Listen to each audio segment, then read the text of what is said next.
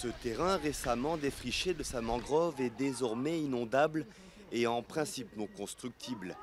Mais dans cette banlieue au nord de Libreville, c'est l'occasion de lancer de nouveaux chantiers. Des chantiers dangereux qui ne respectent pas toujours les réglementations des zones naturelles semi-protégées.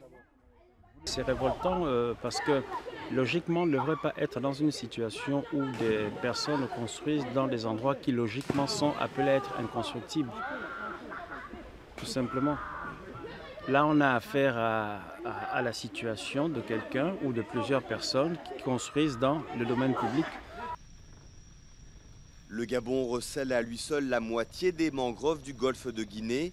Elles entourent une grande partie de la capitale. Les défenseurs de l'environnement s'inquiètent de cette déforestation. La mangrove constitue un écosystème essentiel contre la montée des eaux et pour la préservation de la faune marine. Elle est en train de disparaître à cause de l'urbanisation.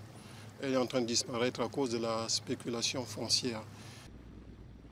Une spéculation foncière et une urbanisation qui grignotent jour après jour les aires protégées de Libreville, ce qui pousse les experts à préconiser une extension de la ville vers l'intérieur des terres, dans des zones moins humides.